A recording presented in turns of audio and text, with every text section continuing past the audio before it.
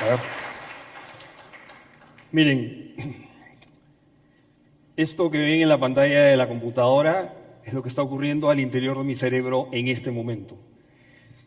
Los lóbulos frontales, que son los que nos hacen seres humanos, se iluminan hoy en este preciso instante mientras yo dirijo esta charla. Y esto se logra gracias a este tipo de dispositivos que pueden medir un electroencefalograma en tiempo real. Yo soy un curioso de la tecnología y a lo largo de los años he tenido la oportunidad de ver este tipo de avances, especialmente para lograr que gente que pueda tener algún tipo de discapacidad pueda usar las ondas cerebrales para controlar objetos como la mano que nos mostraron en la mañana. Y estoy seguro que eso va a llegar a ocurrir. Les voy a contar ahora un poco del interés que hay por las neurociencias. Me voy a quitar un segundito esto para poder seguir conversando con ustedes.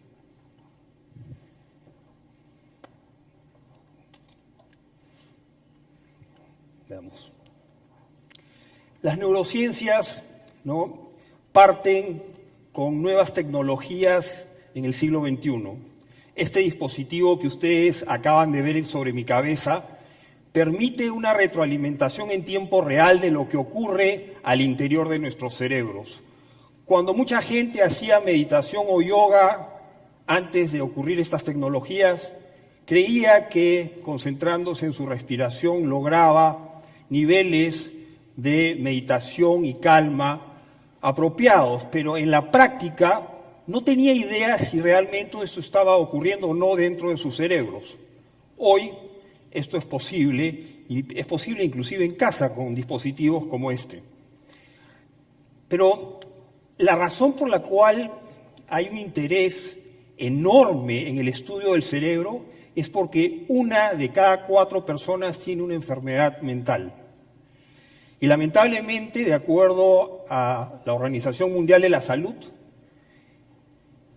esta va a ser la segunda causa de muerte en los próximos años después de los infartos al corazón.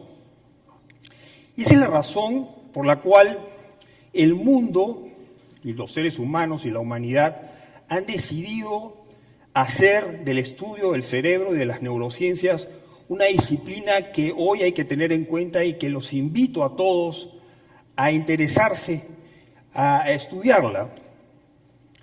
Hay 2 proyectos, uno en Europa que se llama el Human Brain Project, ambos, hay otro en Estados Unidos que es el Connectome o Brain Initiative.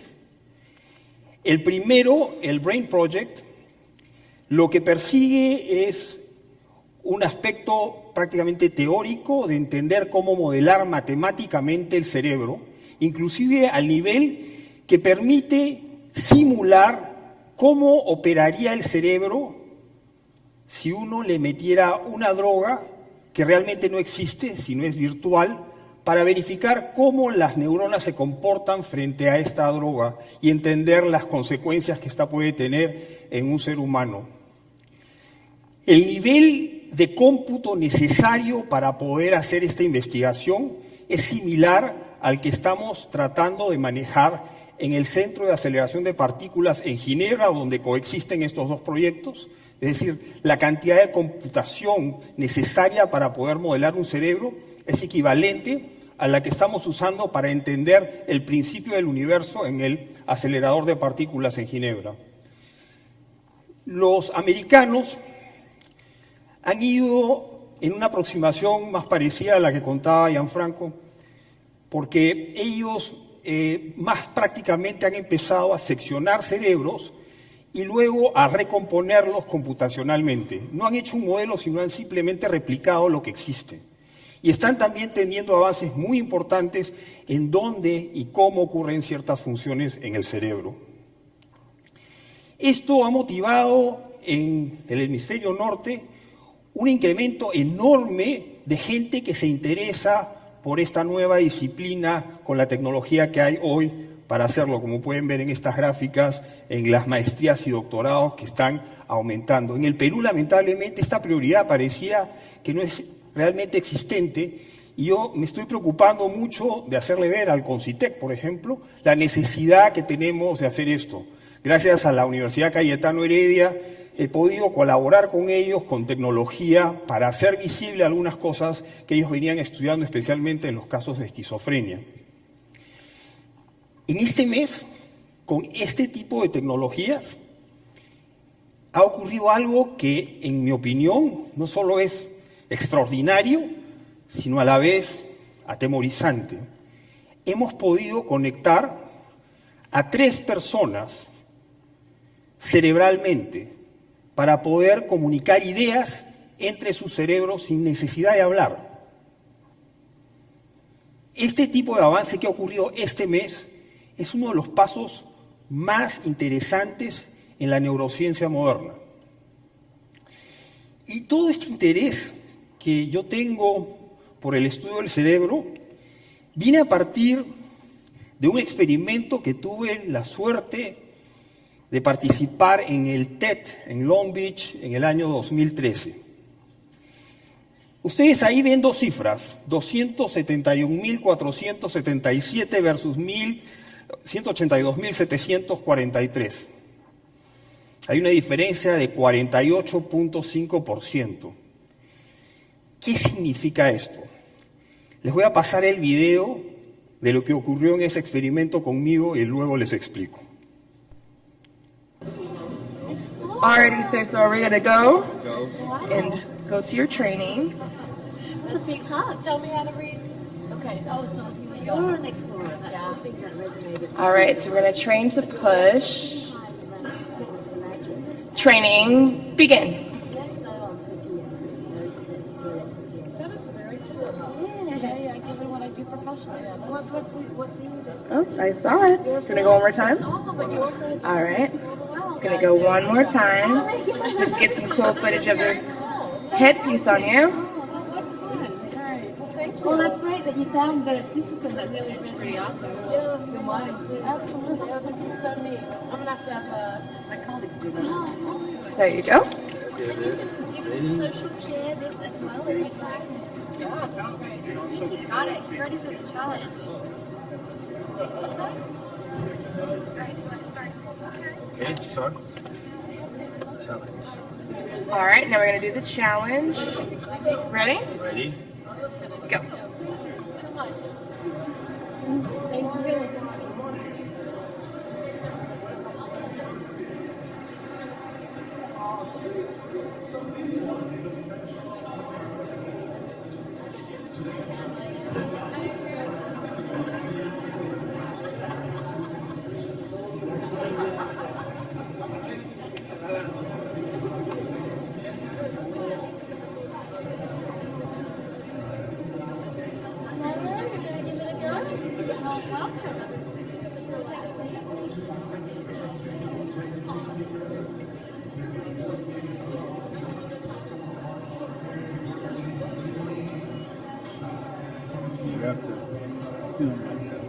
Look at that score.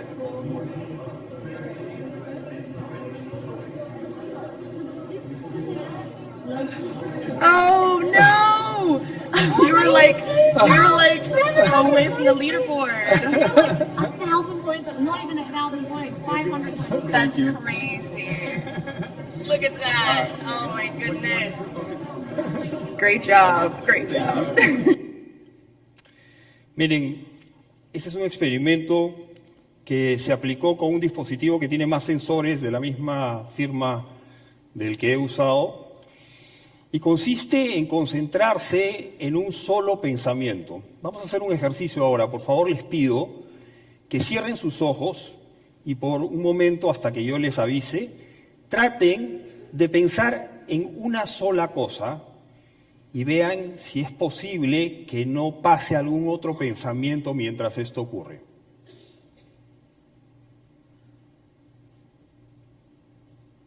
Es difícil, ¿sí? Abran los ojos, por favor. Es difícil concentrarse en un solo pensamiento. Cada cerebro es como una huella digital. Las circunvoluciones de cómo el cerebro se acomoda dentro de nuestro cráneo es particular de cada ser humano. Para poder lograr un dispositivo que permita leer un pensamiento concreto y asociarlo a una instrucción de computadora para hacer lo que vieron que yo hacía, que era pensando, podía empujar ese cubo en la pantalla y cuando dejaba de pensar en ese pensamiento concreto, el cubo retrocedía. Esta tarea, que es la tarea que tiene que ser entrenada además, porque resulta que, como les digo, cada cerebro es diferente, entonces el software que utiliza esta tecnología lo que hace es aplanar todas las circunvoluciones en un plano de 2 dimensiones y logra ver dónde ocurre el área donde el cerebro se enciende de manera más constante de forma común. Es parecido a lo que ocurría al principio de los 80, cuando la gente tenía que usar sistemas que reconocían la voz humana. Hoy, todos en sus smartphones pueden llamar a alguien diciendo llama a fulano y no es necesario entrenarlo. Y les digo, estamos avanzando porque esto ha sido en el año 2013 a niveles que van a permitir que este tipo de dispositivos puedan leer el cerebro generalmente en todas las personas. El entrenamiento era vital en esta situación y cuando yo no estaba enfocado, el cubo aparecía al frente de la pantalla.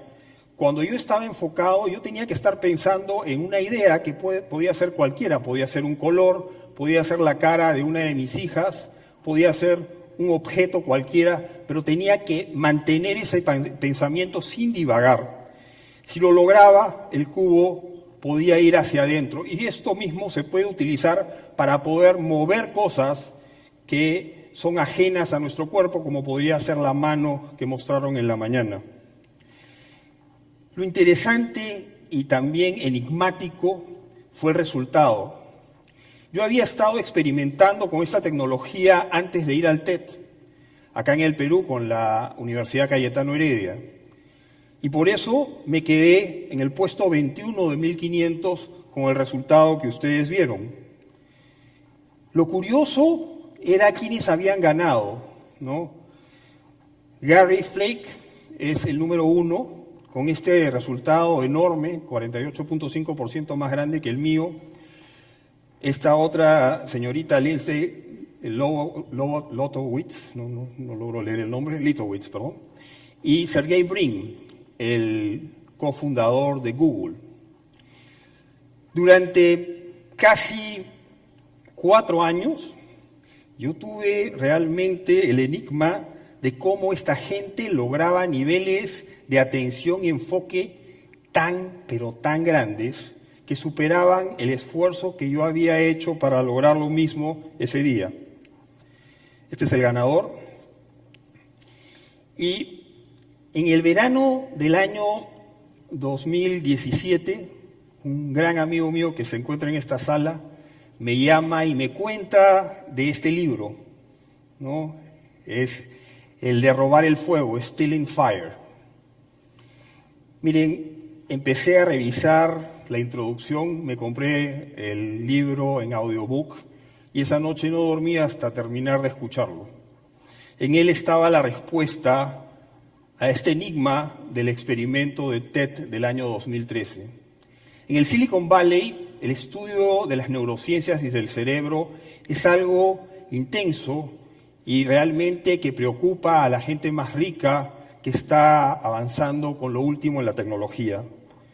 Ellos han desarrollado una serie de mecanismos que hacen posible hacer que nuestro cerebro funcione de maneras excepcionales, sin aún realmente conocerlo en su totalidad, desde sonidos binaurales que estimulan auditivamente las ondas cerebrales para armonizarlas dentro de nuestro cerebro, hasta estimulación magnética transcraneal que polariza nuestras neuronas para lograr mejores efectos de atención y también quitarnos depresión aguda, o estimulación eléctrica transcraneal, que en particular he podido hacer experiencias con ella y se los digo, uno logra niveles de enfoque en el lóbulo frontal que son superiores a lo normal y adicionalmente ese tipo de enfoque no se disminuye cuando ustedes pasan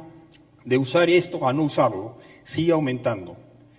Es por eso que esta gente está haciendo uso de unos espacios que le llaman flow dojos, en donde ellos entrenan sus cerebros, e inclusive con drogas. Eso no lo veo yo, la verdad, porque nadie sabe el efecto colateral que eso puede tener. Definitivamente, este tema es algo que tiene que ocurrir en el Perú y que yo invito, y la idea es de que ustedes hoy vean en las neurociencias algo que realmente es una prioridad y una oportunidad para el Perú. Muchas gracias.